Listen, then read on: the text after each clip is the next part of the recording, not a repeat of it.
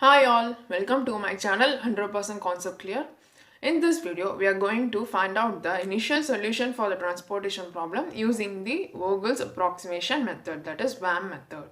If anybody want to watch the same video in Tamil, link is available in the description box. I have already made the video about finding the initial solution using the northwest corner rule method and least cost method. If anybody want to check out these two methods, link is available in the description box. Now see the question. Find the initial solution for the problem given below using these methods. So we have to find the initial solution for this problem using these three methods. Now we are going to use third method, VAM method. Now see the matrix. See the matrix. Here we have three plants and the supply of those plants are given here. And here we have three warehouses and the demand of those warehouses are given here. The 65 represents the total of demand and supply. Now let us solve this using the algorithm. See the algorithm, first phase initial solution. So first step to find out the initial solution is objective, minimization or maximization. Minimization means to minimize cost and maximization to maximize profit. So first we have to find the objective of the sum. That is whether it is to minimize the cost or it is to maximize profit. So if nothing is specified in the question, then the sum is minimization type by default. Now check the question. See the question. Find the initial solution for the problem given below using these methods. So we are asked to find out the initial solution using these three methods. We don't have any information about whether it is a minimization problem or it is a maximization problem. So if nothing is specified about the objective of the problem, then the problem must be considered as the minimization type by default. So all these 9 elements represents the cost here.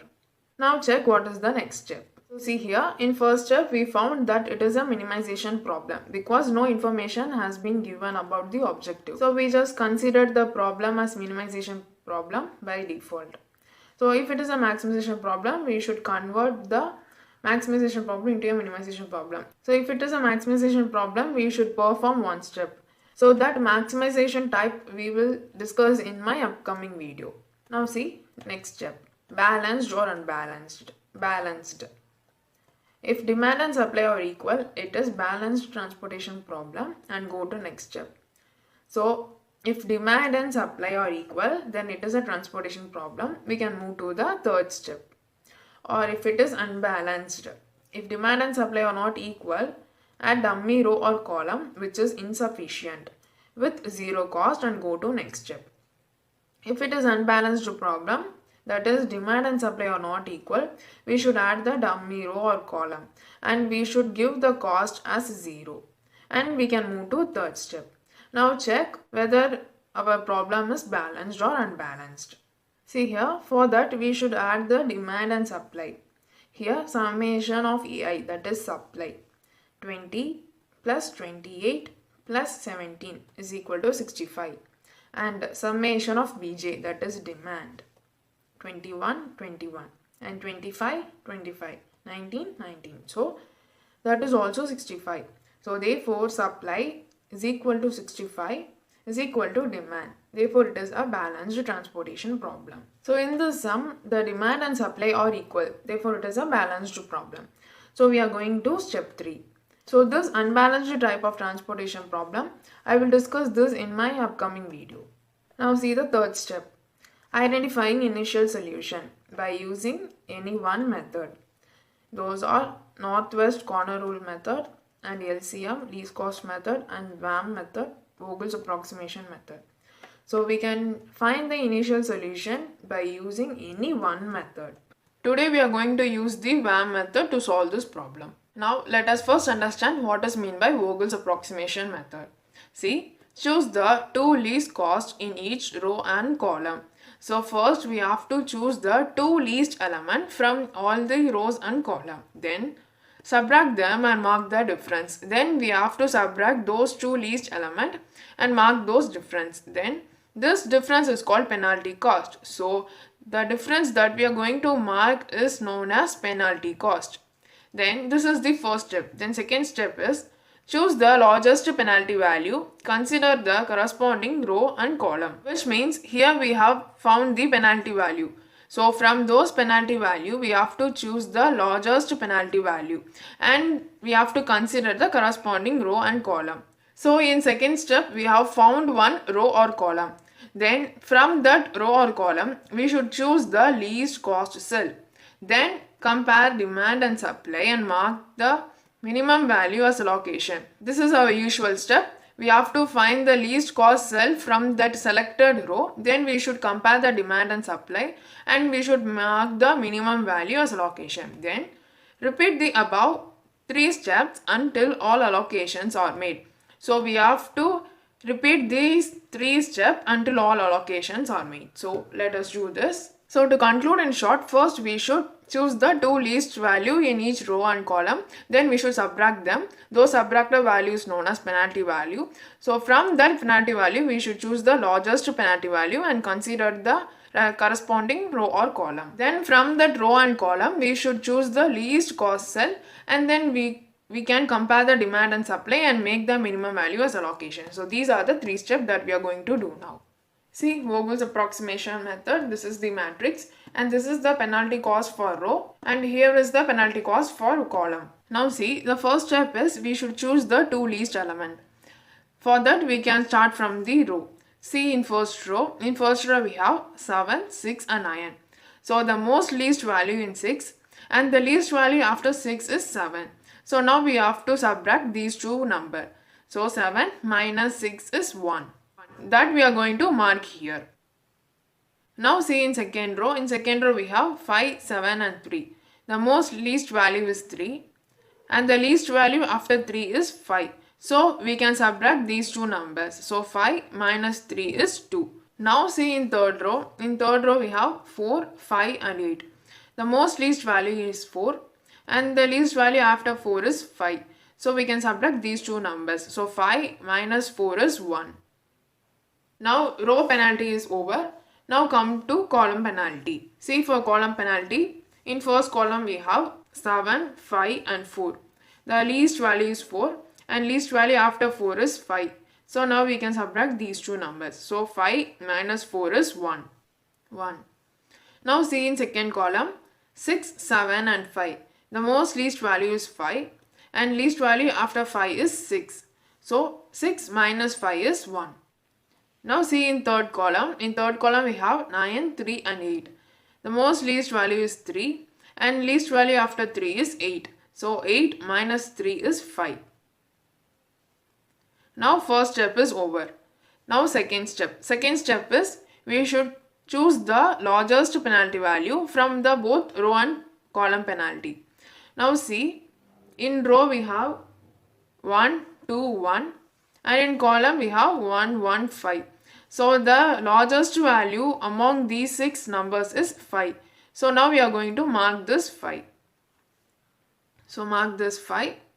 This 5 represents the third column. So now we are going to choose the least value in the third column because we have marked this 5. This 5 represents the third column. So now see the third step. Third step is we should choose the least element from the marked penalty value. So see, in third column we have 9, 3 and 8. So least value among these 3 numbers is 3. So now we are going to allocate in this cell. Now compare the demand and supply. In supply we have 28 and in demand we have 19. So the least value is 19. So allocate this 19 here. So cancel this 19 and allocate this 19 here. Here the demand is 0. So we can't allocate any number here. So cancel these 2 cells also. So cancel 9 and 8. Now we have to subtract this allocated value from the supply. So 28 minus 19 is 9. Now first allocation is over. Now we have to do this same process again. Now we are going to find the penalty cost. So see in first row we have 7 and 6. So we can subtract these 2 numbers. So 7 minus 6 is 1. Now see in second row we have 5 and 7. So when we minus these 2 numbers, the answer will be 2. 7 minus 5 is 2. Now see in third row. In third row we have 4 and 5. So 5 minus 4 is 1. Now find the penalty cost for column. See in first column we have 5, 7 and 4. So the most least value is 4 and the next value is 5. So 5 minus 4 is 1. Now see in second column. In second column 6, 7 and 5. So the most least value is 5 and next value is 6. So 6 minus 5 is 1. See in third column. In third column we have cancelled everything. So just put hyphen there. Now we have to consider the largest value from these penalty cost. So see here 1, 2, 1 and in column we have 1, 1. So the largest penalty value from these 5 element is 2. So now we are going to mark this 2. See. Now we have marked this 2. So now we are going to consider the second row because this 2 represents the second row. See in second row we should choose the least element. See here we have 5 and 7. So the least value from these is 5. So now we are going to allocate in this cell. Now compare the demand and supply. In supply we have 9 and in demand we have 21. So the least value is 9. So we are going to allocate this 9 here. So cancel this 9 and allocate this 9 here. Now this supply is 0. So we have no number to allocate in second row. So cancel this cell also. Now we have to subtract the allocated value from the demand. So 21 minus 19 is 12. Now second allocation is over. Now do the same process for third allocation. See, in row we have 7 and 6. So 7 minus 6 is 1. Now see the second row. Second row is over. So mark the hyphen. Now see in third row. In third row we have 4 and 5. So 5 minus 4 is 1. 1. Now look for column penalty. See in first column we have 7 and 4. So 7 minus 4 is 3. And in second column we have 6 and 5. So 6 minus 5 is 1. Now see third column. Third column is over. So enter hyphen. Now choose the largest value from these penalty cost. See here we have 1, 1 and here 3, 1. So the largest penalty cost is 3. So mark this 3. So now we are going to consider this column. So first column. So choose the least value in the first column. Here we have 7 and 4. The least value is 4. So now we are going to allocate in this cell. Now compare the supply and demand. So see in supply we have 17 and in demand we have 12. So the least value is 12. So mark this 12 here. So this 12 is cancelled and we allocated that 12 here. So here this demand is 0. So cancel this 7 also. So we cancel this 7. So now we are going to subtract this allocated value from the supply. So 17 minus 12 is 5. Now third allocation is also over. Now do the same for fourth allocation. See in first row we have only one element. So just enter hyphen here because we need two elements to subtract. Now see second row. Second row is all over. So also enter hyphen there. Now see in third row also we have only one element. So enter hyphen here. Now look for column penalty. See first column is over. So just enter hyphen. And in second column we have 6 and 5. So we can subtract these numbers. So 6 minus 5 is 1. Now see third column. Third column is also over. So just enter hyphen here. So in this penalty cost we have only this number. So we can consider the second column. So mark this and now we are going to consider the second column. See in second column we should choose the least element. Here we have 6 and 5. The least value is 5. So now we are going to allocate in this cell. So now compare the demand and supply. In supply we have 5 and then demand we have 25. The least value is 5. So mark this 5 here. So we allocated this 5 here. Now we should subtract this allocated value from the demand. So 25 minus 5 is 20. So 20. Now fourth allocation is also over. Now we have only this element. So we can directly allocate there. Now compare the demand and supply. In supply we have 20 and in demand also we have 20. So we can directly allocate these 20 here. So cancel those 20 and allocate 20 there. 20. Now all the supply and demands are 0. So now our allocations are over. Now check what is next step. See the next step, step 4. Degenerate or non-degenerate solution. Non-degenerate solution. If number of allocations is equal to number of initial basic feasible solution, that is m plus n minus 1 or equal, it is a non-degenerate solution. Then we can go to next step.